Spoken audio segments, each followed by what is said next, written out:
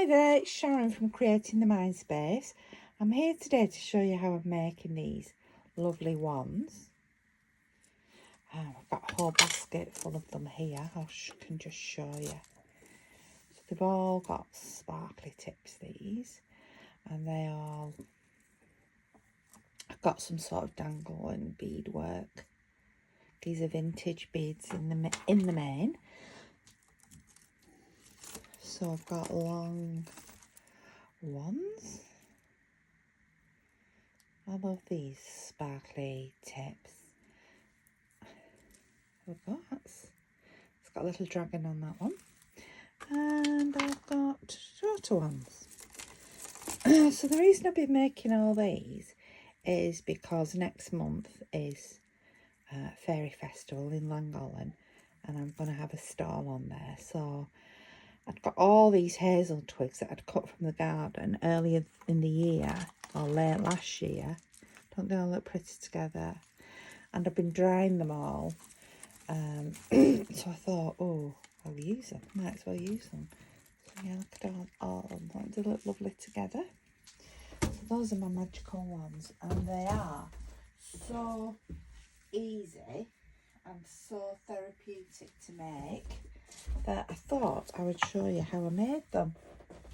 I'm just going to sit down, bear with me. So long since I've done a video. I don't know where time's gone. It's just sort of sucked me in, dragged me along, spat me out the other side. Feel a bit shell-shocked, but here I am.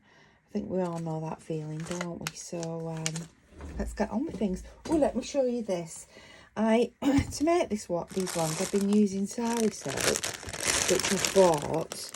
However, I decided to have a go at dyeing my own. This colour I simply love. It just reminds me of fresh corn. I've done there's different shades of orange. I've got some pinks and some, it's called peony pink, it's just off pink.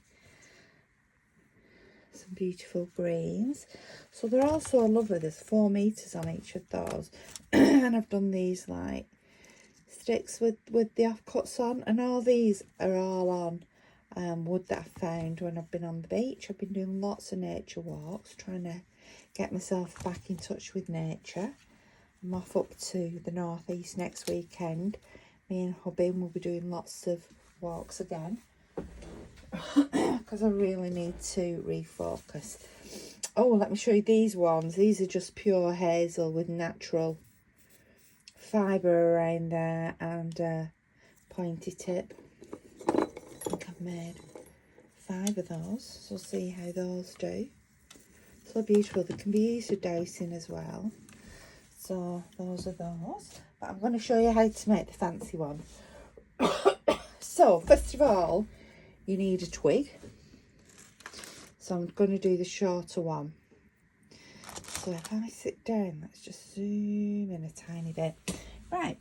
So first of all, I would select my wire and my sari silk. So this is, I can't remember who I bought this off. Fantastic. Sari silks. Ooh, they're beautiful. I've got a shorter. Anyway, no, we'll stick with that one. Sari silks are beautiful. This one's called Iris. I'll put a link below to where I got this from. So I get my sari silk. I've got my tools. So I've got pokey tool. I've got the straightener for the wire to pull the wire straight, cutters, round nose pliers and 2 pairs of pliers. I've got beads. So here I've just selected some clear beads, and because I'm going to use the blue sari silk, I've selected blue beads. I've got a couple of these pom-poms, made from felted pom-poms, and then these are some beads I bought from Hobbycraft, which I thought were really pretty. They're like frosted beads, so I'm going to use those as well. So I've got some jump rings. I've got some what are they called? Flat pins, flat-ended pins. I've got some chain. I've got some charms. And I rescue these off all necklaces and things that I've bought and used. Oh, there's a fairy there. There's all the bits and pieces that you might use. You know, connectors and bead ends and all them sort of things. So let us begin. So, I take my wand, and this is about, it's just short of 30 centimetres. So it's just under 12, probably 11 inches. Just going to take these little bud bits off the end here. Right, my wire, I take about, I don't know what the size of this, it's about 1 millimetre. It's about 1 millimetre thick. So I go 1,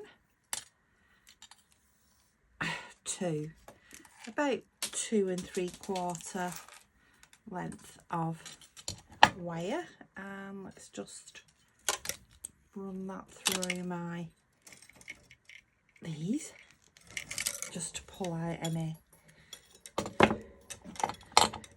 crooked bits. My little pliers, just take my pliers and cut that there. I think my wheels come off my chair, so when I try and move my chair forward, I'm like sliding to the other side of the room. Let me just check I am in frame here. Yes, I am. So I wrap some of the wire around the wider end of my stick.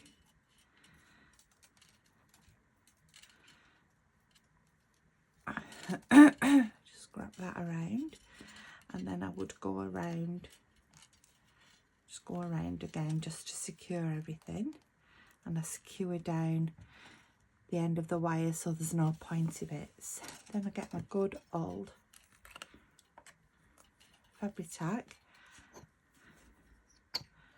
I put a blob on there, and then I pull my wire off out to the right because I don't want my wire wrapping around now. Put the lid back on the fabric tack. I take the end of my, I'm going to do the other end because that's got a knot in it, of my sari silk, and I just pop that on over the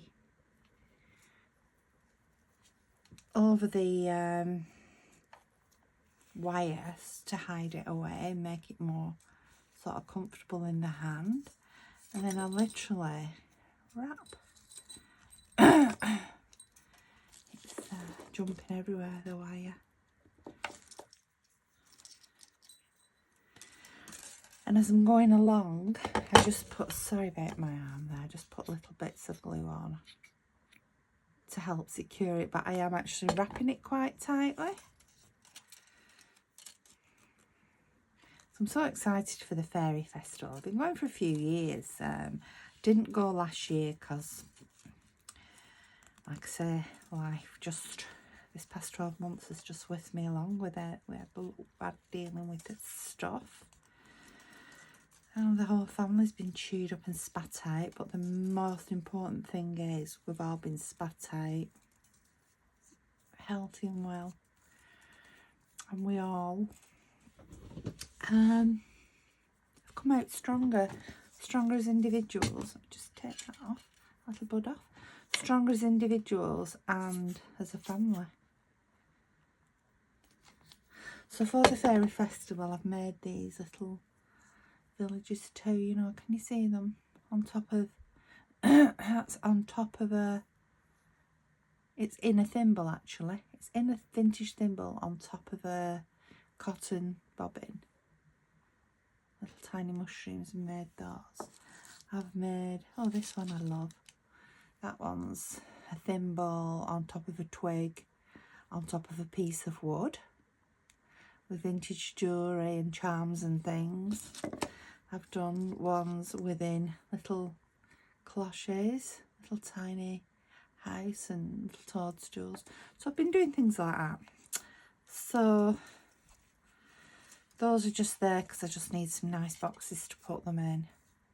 So I sort of recondition boxes as I go along, but I just be careful of that. You know, you do not want that poking into yours or anybody else's eye. So yeah, I've been reconditioning boxes, but I need to, I might have to buy some for those. Because it's getting close to the date. It's less than a month, and save all my little threads there. It's less than a month and I need to get them boxed up. So just a little bit of glue down there. The lid can go on that, and that one's finished with. So let's just do this, secure the ribbon at the end. You might get a little bit messy fingers there, but that fabric tack just comes off quite easily. Just need to stick that bit down. I find this so soothing and relaxing because I think I must be feeling the energy from the hazel wood, because the hazel is just, it's just so lovely to work with. And the natural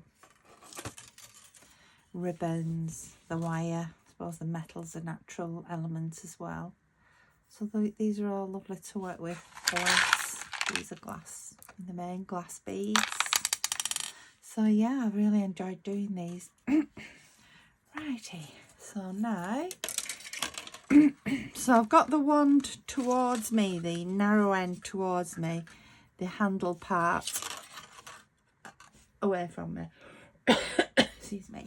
So now I literally pull my wire quite tight and just go round in a spiral.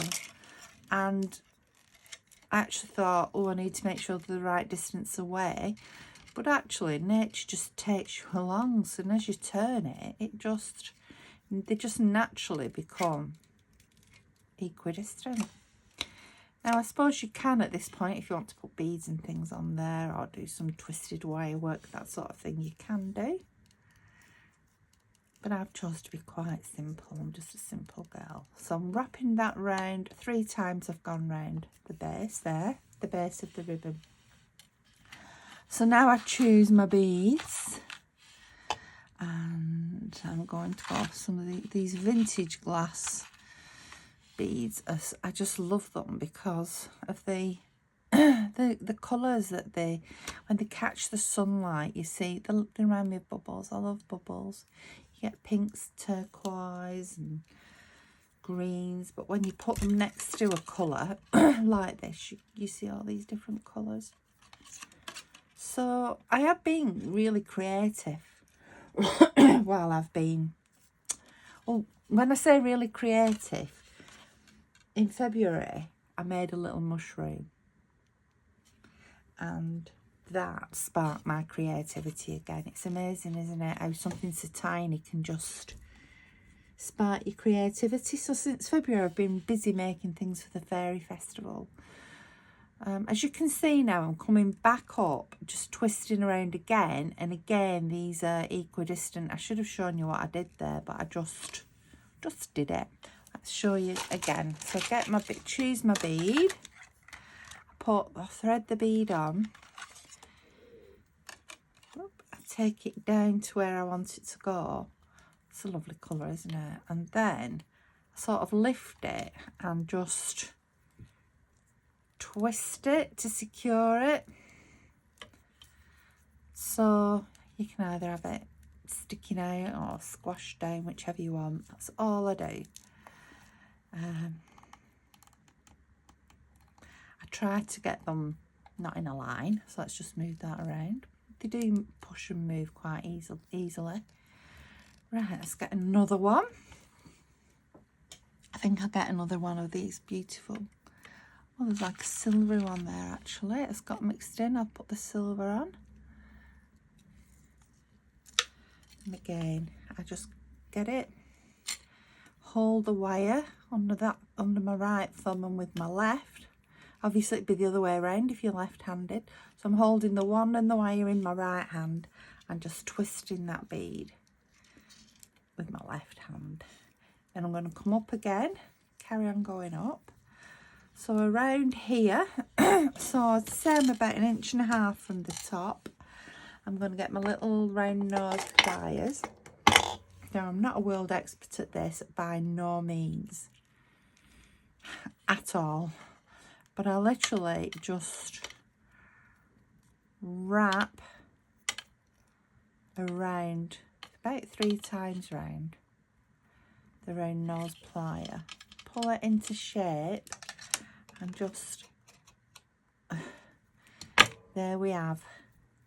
There we have. Something to thread my dangle onto. So just carry on round again up to the top of the fabric. I'm going to go round 2 or 3 times to secure it. In fact, I'm going to go around a little bit more here. That's nice. Then when I'm nearly at the end, to secure this end piece, I literally take the wire and twist it in my round nose pliers, flatten it down, pull and flatten that down, so I don't have that sticky out, she says, that sticky out piece of wire, which I've got sticking out there. Let's turn that over. How's that happened? Right, it's twisted in now. I'm going to turn it over so it's underneath and pull that flat and just squash that flat. So you get that nice sort of flat look there. So we've got one spiral that we can thread through and one flat part. So I've been using these little pom-poms, these little felt pom-poms. I got mine off Amazon. I got a great big bag off them. They're about 1 inch, are they? Yep, maybe just smaller than 1 inch, 3/4 of an inch those. I get my pocket tool. And this is where I need my flat pins. And this is where you need to be very, very careful that you do not go through your hand. So I need some of these. Don't know what the names are. Bead caps, are they? Bead caps.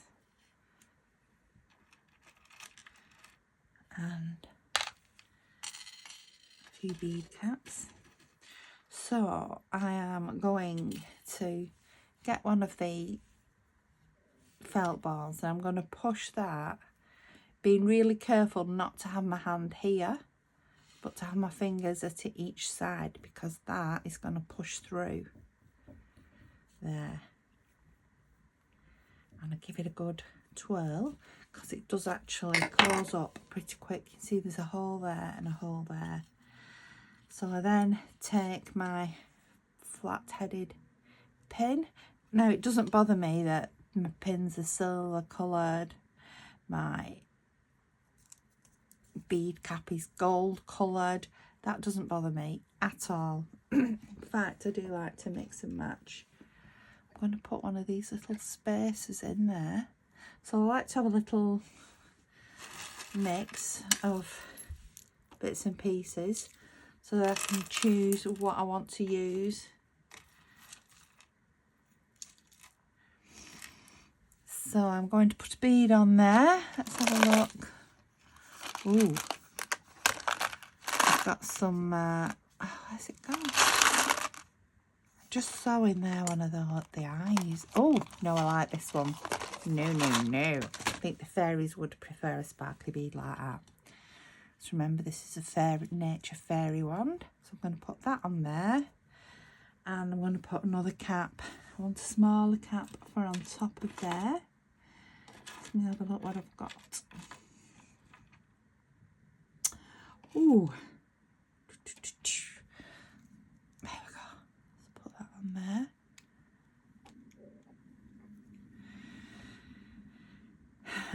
Then I'm taking my round nose pliers and I'm going to again go round and round. She says it's not doing a very good job of that. Start again, going round and round.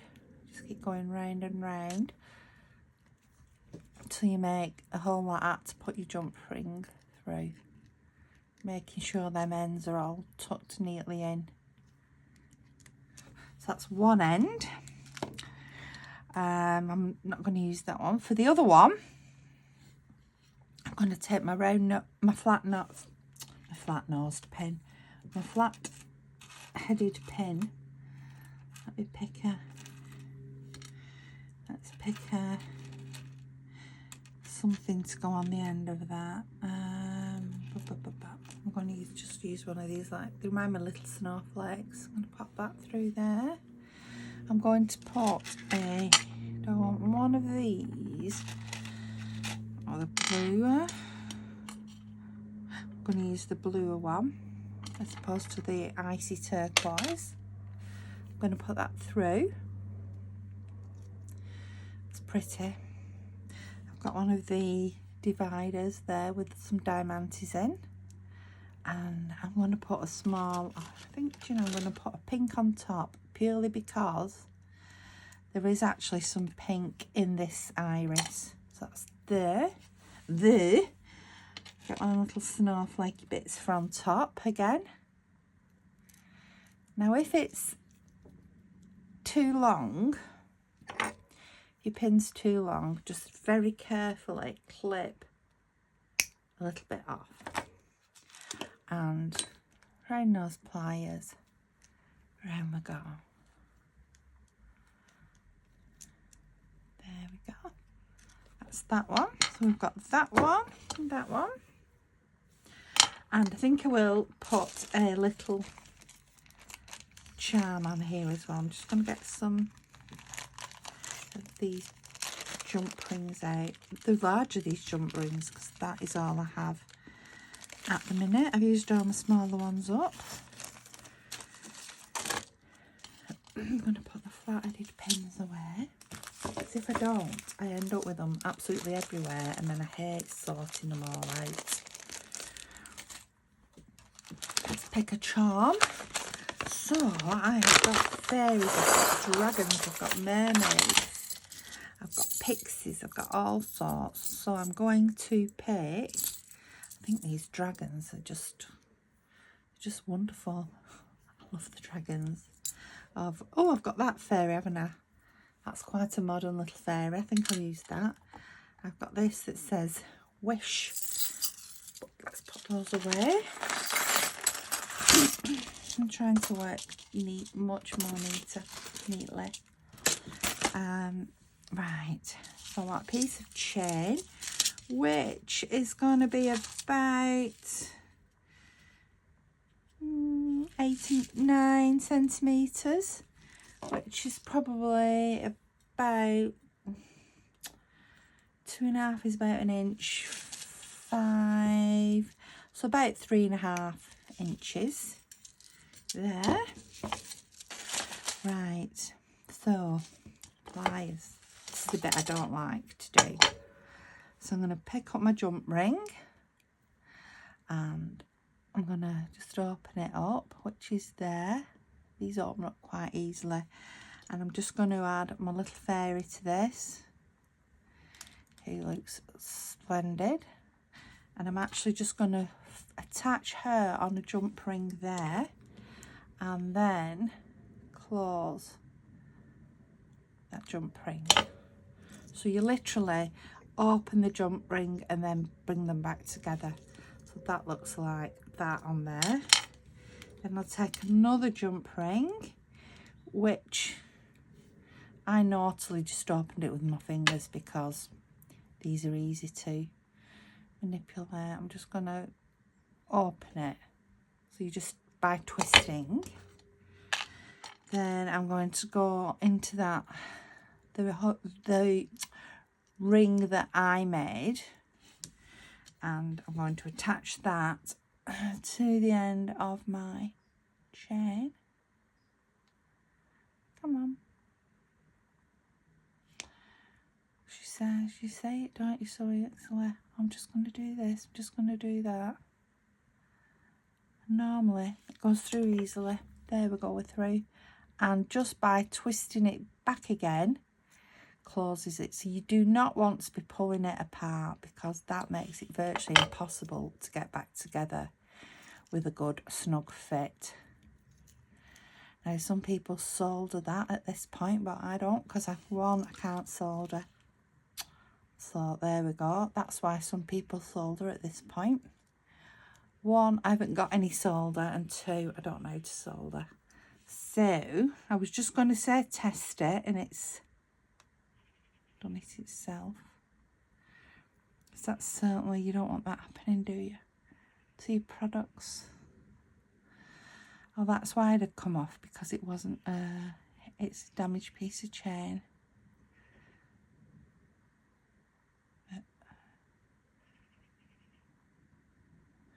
All's gone quiet. We've got some pigeons keep going into our, got a very bad, oh, take off the piece of damaged chain. We've got a very big, for our standards, for British standards, British garden standards, a very tall, big, broad, chunky pine tree. And it's not in our actually in our garden, it's in our neighbour's garden. Oh, I've lost the jump ring. Oh no, there it is. And we get these 2 wood pigeons that keep going into the garden. We think just for relationship reasons. Now, do wood pigeons have romantic relationships? Well, these 2 seem to do. Ah, we're on again now. So let's close it up. So there you go. Not only do you make sure it's closed tightly together, but make sure you don't thread it through a piece of broken chain. There we go. That's fixed tightly together. Just flattening that out. There we go. Right, there we go. So that is on there. Yes, so, oh, I don't know if it's the same 2. It might be different wood pigeons. I'm not a wood pigeon aficionado, but it seems to be the tree where either the same pair of wood pigeons or the local wood pigeons come into to mate. They seem to do a lot of squawking and moving around and some sort of dance, and then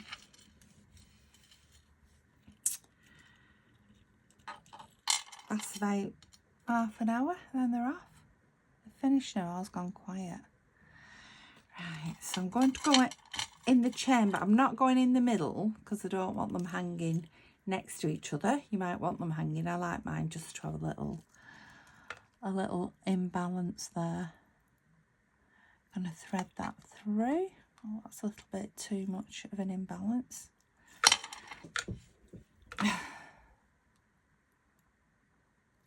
Thread that through.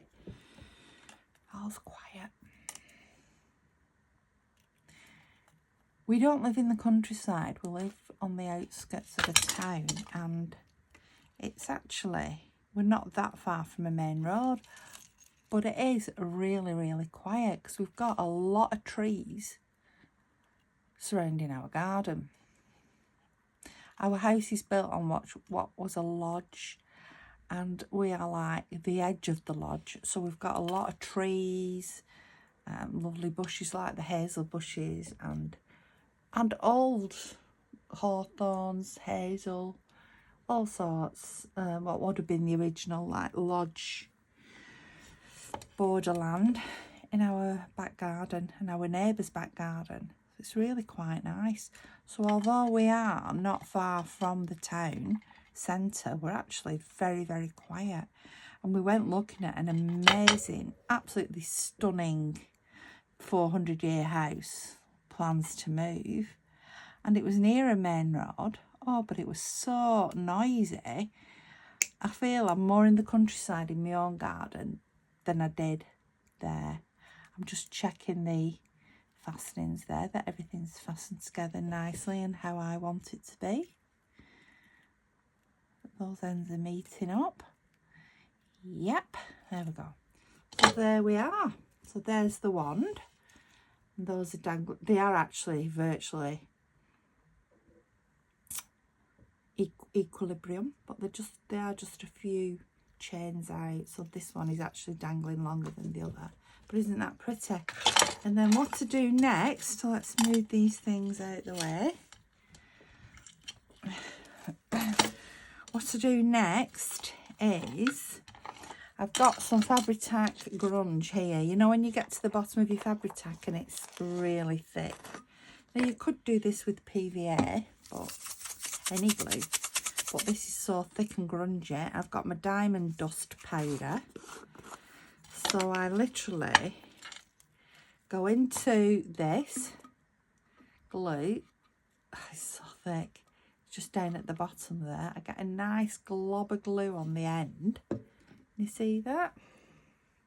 Then I go into my diamond glaze. You could just use glitter if you don't have diamond dust. There we go. Then out it comes. So I just sort of manipulate that around. And there's the tip. And there we go. There's the finished wand. Let's see if we can we zoom out and you can see it. There we go. There is ta-da, the finished wand. So I hope you enjoyed my video. It's nice to be back and I hope to be posting much more videos. And I will see you soon. Bye bye.